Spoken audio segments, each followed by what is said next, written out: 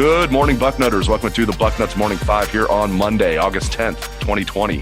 I am Dave Biddle. I am joined by the Dean of Ohio State football recruiting, Bill Kurelic. We will get into some Ohio State football recruiting, but of course, the biggest story in the sports world right now is that the college football season hangs in limbo after a weekend meeting with Power 5 presidents and conference commissioners. You know, there's a lot of reports out there, Bill, that momentum is building to either cancel or postpone the season. I find that ridiculous. I will get into my opinions later. Just what's the latest you're hearing this morning? Do you have any optimism? What are people telling you? What are you hearing about the 2020 college football season? My first feeling is, what a mess. I mean, we've come all this time, all this way. Ohio State, other schools, they're just starting up.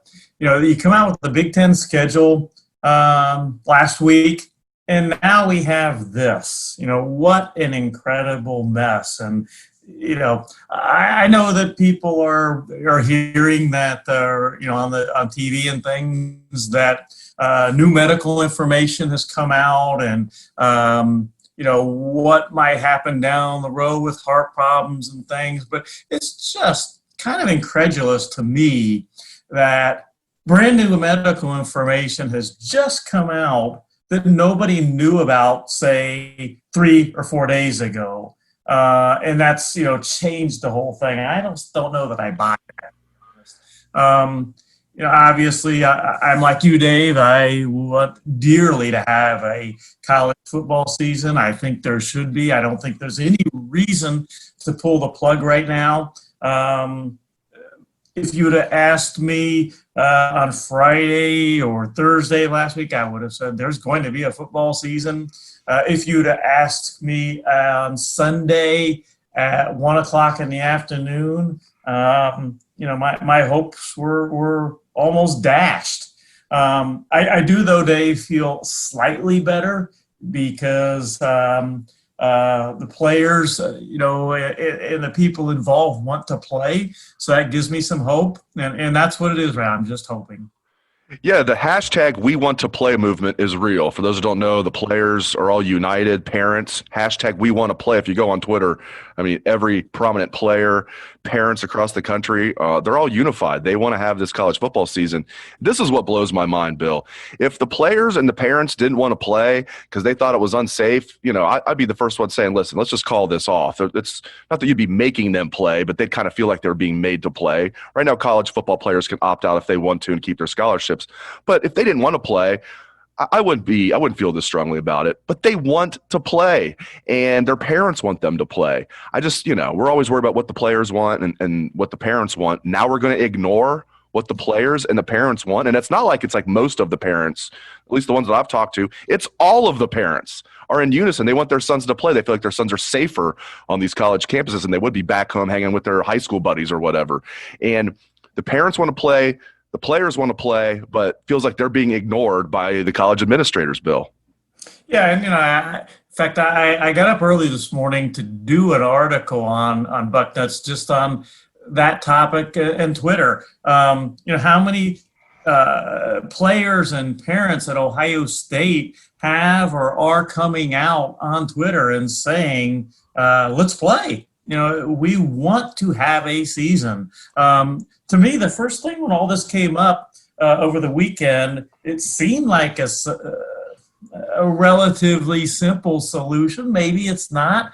But the first thing that came to my mind, Dave, is, all right, if you don't feel like playing, you can opt out. You can keep your scholarship. You can opt out. That's fine if it's really a problem to you. And if you are going to play, if you do want to play, if schools are worried about liability, have some type of waiver that players all over the country sign and go on with this. And I don't know your thoughts on that, Dave, but the possibility of opting out, and if you want to play, like most college players, I believe, do want to play, then they can sign a waiver. So I don't know. That's my thoughts. I don't know how you feel, Dave. I agree 100%. I have a theory on that. First of all, that would take care of the problem right there. Because I know the real reason here that administrators are trying to cancel the season is because they're in fear of lawsuits. If they're really in fear of player safety, then concussions would be by far the biggest issue. I mean, concussions are a bigger issue for these players than the possibility of getting COVID. And I know you can't pass a concussion on to grandma. I get that. But still, concussions should be the biggest. If you're worried about player safety, that should be bullet point number one. They look the other way when it comes to concussions, really. But now all of a sudden, they're going to act like that they're really concerned about player safety. But from what I'm hearing, they're really concerned about lawsuits. So having these players sign a waiver that they, would not sue the university no matter what happens would be a good solution. My theory is when Ohio State kind of had their guys sign a waiver, it wasn't like a legally binding document like what we're talking about would be. What we were talking about right now is have the players sign a document that would be legally binding that they could not sue the university. Ohio State's players signed kind of a pseudo contract, kind of a pseudo waiver. And there was a lot of backlash, Bill. There was a lot of backlash. Like, how could you make these college kids sign it? Now, no one made them sign it. Ohio State's players wanted to sign it. They were talking about it weeks ahead of time. When I asked Josh Myers on a call back in June, do you guys want to play? It seems like nobody's asking the players. Josh Myers said, heck yeah, we want to play. Would be willing to sign waivers, do this. I'm thinking, I never even thought about that. And then, so I think maybe the reason the waiver issue is not being brought up right now is the college administrators don't want the backlash of saying, oh, look at you, you're making these amateur athletes sign waivers. I think that seriously has something to do with it, as ridiculous as it might sound. Yeah, and another thing that through this whole thing, we all, are kind of part of the Big Ten, so to speak, and I know you've previously been saying to give Kevin Warren a chance and all. I think maybe you might be changing your thinking a little bit on that, or at least a little disappointed at what's going on. But yes, you are correct. I always feel, as crazy as this is for me to say, is that right now we're almost depending or hoping that the SEC and the Big 12 and the ACC come through for us, that they don't agree with this, because it sure seems like the Big Ten is trending towards not playing with Kevin Warren's recommendation. It seems like the the Pac-12 will go along with the Big Ten. So it's almost like we have to hope that the SEC, the Big 12, and the ACC might have enough influence to save us.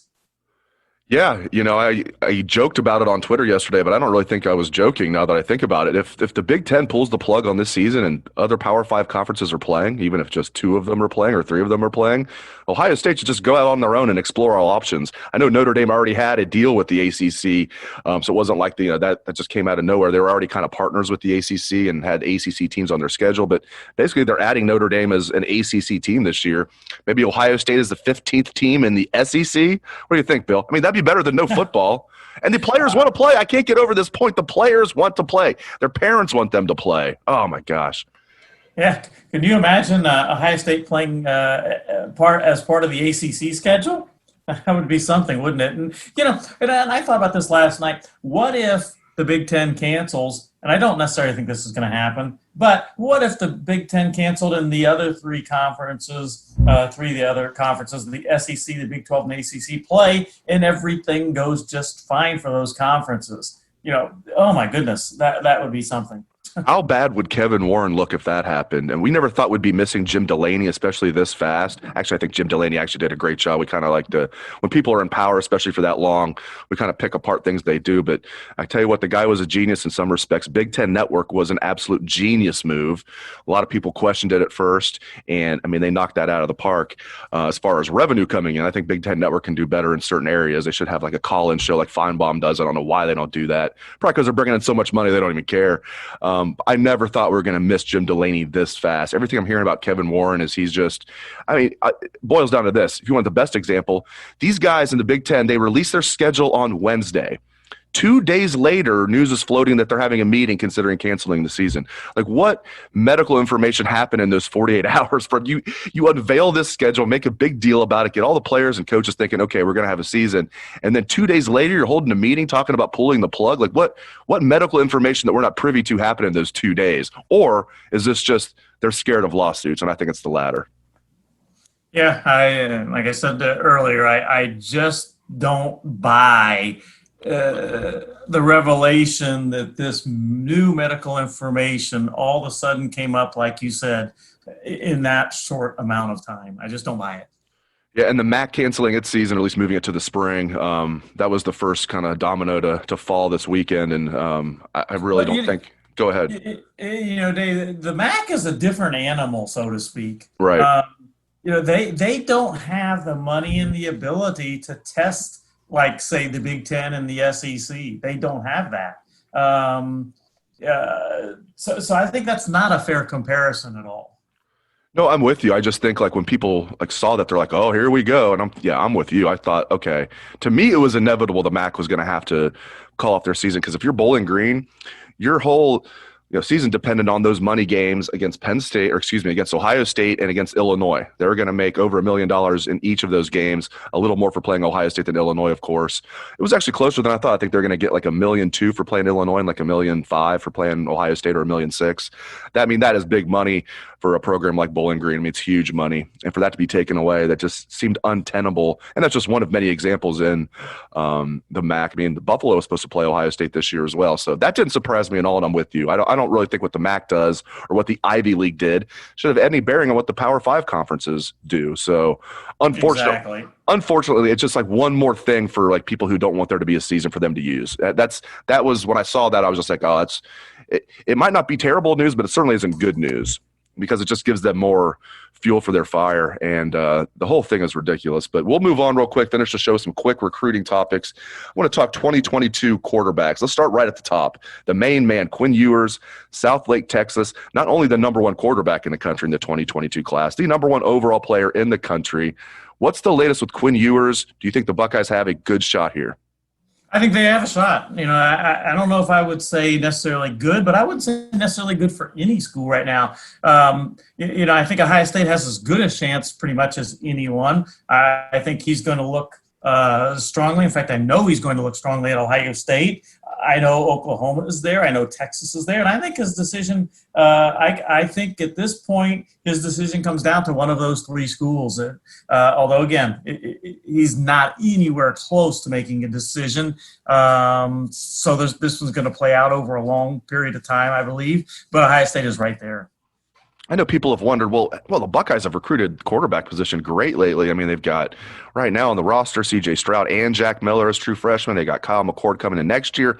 How might that affect Quinn Ewers? But it seems like every school he's considering, Quinn Ewers has a pretty damn good quarterback room. So I imagine he's not going to be, A, fearful of competition, and B, Ohio State's not like out on an island there of having a good young quarterback room. It seems like most of the schools, if not all, on Quinn Ewers' short list have a pretty stacked quarterback room. Yeah, just like Ohio State has Kyle McCord. Well, Oklahoma now has Caleb Williams. So there is going to be competition. He knows that. You want to go to a place that I guess you'd say things look at least like you're going to have a chance to be the man. But I think no matter where he goes, he thinks he's going to have that chance because he's so good. Other quarterback I want to ask you about for the 2022 class, Ja'Kurri Brown. You did a story on him for the site over the weekend. He is the number 4 dual threat quarterback in the country, number 103 overall player in the country in the 2022 class, young man out of Valdosta, Georgia. What's the latest with Ja'Kurri Brown? Well, before I get to him, I just real quick want to mention that Ohio State has offered 2 other quarterbacks in the 2022 class, Malik Murphy from California and Gunnar Stockton from Georgia. Gunnar Stockton is not going to end up at Ohio State. I did an article a long time ago that basically intimated that Gunnar Stockton would end up at Georgia or South Carolina. He's got all kinds of connections at family related at all at South Carolina. He's going to end up at one of those 2. And he came out not too long ago and said that that's, his decision is down to one of those 2. So he's going to end up at one of those 2. He's out of the equation. So that means that Quinn Ewers and Malik Murphy from California are the 2 that they have offered. But my man Rusty Manziel, guru from the state of Georgia, told me on Friday night he had just watched Ja'Kurri Brown practice and all, and he was raving about him. And as you mentioned, we did an article on Bucknuts, compliments of Rusty helping us out on Ja'Kurri Brown on Sunday. he's a guy that definitely keep in mind his name. If Quinn Ewers isn't the guy for Ohio State, I could see Ja'Cory Brown ending up getting a scholarship offer and possibly being the guy. I know Ja'Cory likes Ohio State. He likes Clemson. Those are two offers that he really wants, and he's got a great offer list already. But, he's 6'4.5", 205 pounds, and has a world of potential. Great insights from the Dean of Ohio State football recruiting, Bill Kurelic. Thank you, Bill. Bill and I will continue fighting the good fight. Get on Twitter, hashtag we want to play. People are worried about there's too many sports writers out there that are quote unquote rooting against the season. Well, you can put us in the opposite camp. We're all in. We want a season. We're going to do what we can. The truth is, though, Bucknutters, Bill and I could write 100 stories, and it won't make a difference of what happens with this season. We could write 100 stories talking about what the parents want and the players want. But, hey, we're going to do our part, although it might not matter in the end. Let's just hope we have a college football season. Thanks again to Bill. Thank you to the listeners. Hope everyone has a great day. Have a good one, Bucknutters.